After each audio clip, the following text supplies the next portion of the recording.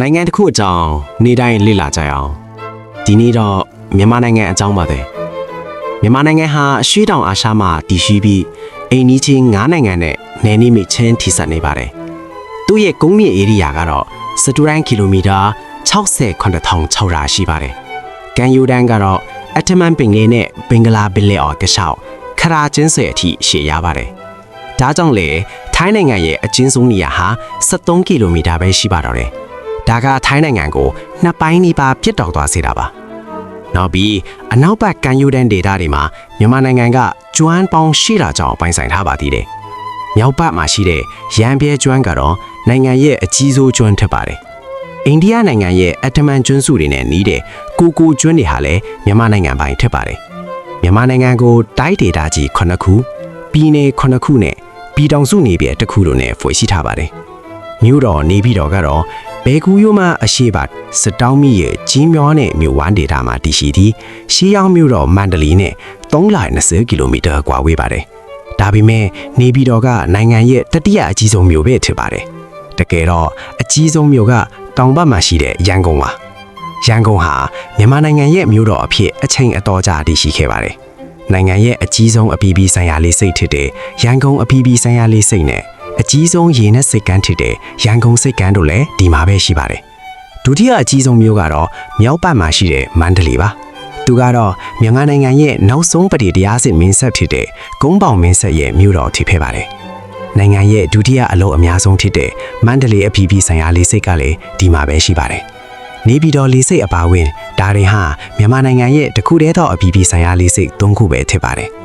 တခြားအခြေခံအဆောက်အဦတွေအနေနဲ့မြန်မာနိုင်ငံရဲ့စုစုပေါင်းလမ်းမိုင်အရှည်က92300မိုင်ရှိပေမဲ့မိုင်ပေါင်း2000ခန့်ပဲကွန်ကရစ်ဒါမှမဟုတ်ကတ္တရာလမ်းတွေဖြစ်ပါတယ်။နောက်ပြီးမြန်မာနိုင်ငံရဲ့ယထာပို့ဆောင်ရေးပိုင်းကလည်းအားနည်းနေပါသေးလေ။ယထာလမ်းကုန်ရက်တွေကခိမမီတော့ပါဘူး။စုစုပေါင်းယထာလမ်းအရှည်က6104.38ကီလိုမီတာရှိပါလေ။အဓိကလမ်းကြောင်းတွေကတော့ရန်ကုန်ကနေမန္တလေး၊ပဲကူ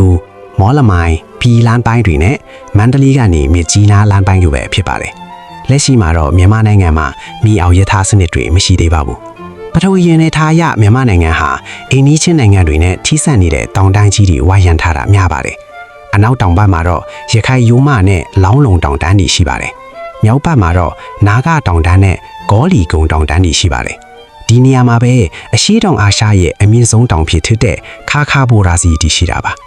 တောင်ဘက်ပိုင်းကိုဆက်သွားမယ်ဆိုရင်တော့ရှမ်းကုန်းပြင်ဖြစ်တနင်္သာရီတောင်တန်းနဲ့ဘေကူယိုမတို့ရှိပါတယ်။နိုင်ငံရဲ့အလဲပိုင်းကုန်းတွင်းပိုင်းဒေသတွေကတော့ရေဘူးရအားဖြင့်မြေပြန့်လွင်ပြင်တွေဖြစ်ပါတယ်။ဒီဒေသမှာမြစ်ချောင်းကုန်ရက်တွေလည်းအလွန်စိတ်ပါတယ်။အဓိကမြစ်တွေကတော့အေယာဝတီ၊တန်လွင်၊ချင်းတွင်၊စစ်တောင်းနဲ့မဲခေါင်မြစ်တို့ဖြစ်ပါတယ်။မြစ်လက်တော်တွေကတော့တနိုင်ငံလုံးအနှံအပြားပါပဲ။အေယာဝတီ၊တန်လွင်နဲ့မဲခေါင်မြစ်တွေအားလုံးဟာတရုတ်နိုင်ငံကနေမြစ်ဖျားခံလာတာပါ။အေယာဝတီမြစ်ကတော့မြန်မာနိုင်ငံရဲ့အကြီးဆုံးမြစ်ဖြစ်ပါတယ်။ရေစီးနှုန်းကလည်းကောင်းသလိုရေစီးကလည်းအတော်လေးမှန်ပါတယ်။မြောက်ကနေတောင်ကိုစီးဆင်းပြီးကချင်ပြည်နယ်မန္တလေးရန်ကုန်နဲ့တခြားတိုင်းဒေသကြီး6ခုကိုဖြတ်သန်းသွားပါတယ်။နောက်ဆုံးမှာတော့ရန်ကုန်မြို့အနီးကနေအိန္ဒိယသမုဒ္ဒရာတွေကိုစီးဝင်သွားပါတယ်။အရှည်အားဖြင့်2200ကီလိုမီတာရှိပါတယ်။တန်လွင်မြစ်ကတော့မြန်မာနိုင်ငံရဲ့ဒုတိယအကြီးဆုံးမြစ်ပါတရုတ်နိုင်ငံယူနန်ပြည်နယ်ရဲ့လူးရွှေဒေသကနေထပ်ခွာပြီးမြန်မာနိုင်ငံထဲကိုစီးဝင်လာတာပါ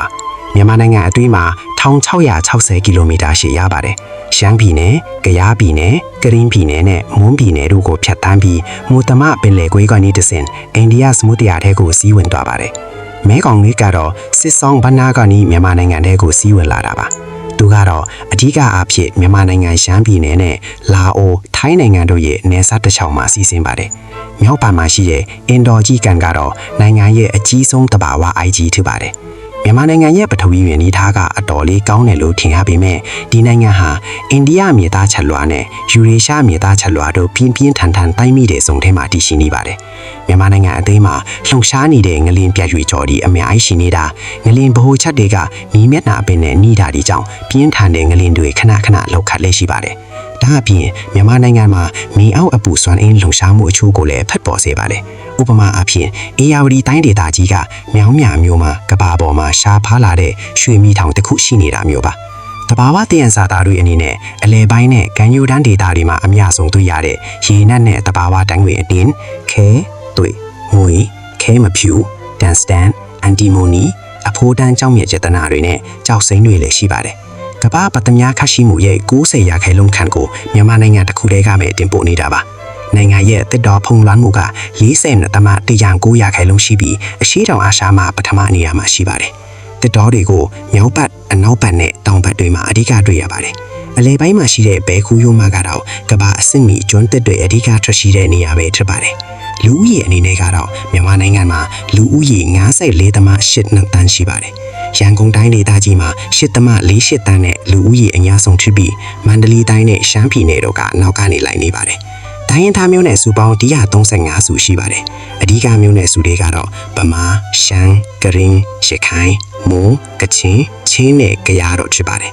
တိုင်းရင်းသားမျိုးနယ်စုတိုင်းမှာကိုယ်ပိုင်စကားတွေရှိကြပါတယ်ရုံထုံးဘာသာစကားကတော့ဗမာစကားဖြစ်ပြီးအင်္ဂလိပ်စကားကတော့အသုံးများတဲ့နိုင်ငံခြားဘာသာစကားဖြစ်ပါတယ်မြန်မာနိုင်ငံမှာကိုယ်ကွယ်ယုံကြည်မှုလွတ်လပ်ခွင့်ရှိပါတယ်လူများစုကတော့ထေရဝါဒဗုဒ္ဓဘာသာကိုကိုးကွယ်ကြပါတယ်အချုပ်အားထီပြောရရင်မြန်မာနိုင်ငံဟာအရှေ့တောင်အာရှမှာရှိတဲ့တိုင်းရင်းသားပေါင်းစုံစုပေါင်းနေထိုင်တဲ့နိုင်ငံတစ်ခုဖြစ်ပါတယ်ဗုဒ္ဓဘာသာယဉ်ကျေးမှုနဲ့ပေါ်ကွယ်ဝါလာတဲ့တရားစာတတွေကြောင့်လူသိများပါတယ်လာပါတဲ့တဘာဝရှုခင်းတွေနဲ့သမိုင်းဝင်နေရာတွေအများကြီးရှိပေမဲ့လည်းရှုထွေးလာတဲ့နိုင်ငံရေးအခြေအနေတွေနဲ့စီးပွားရေးဆိုင်ရာစိန်ခေါ်မှုတွေနဲ့ရင်ဆိုင်နေရတဲ့နိုင်ငံလည်း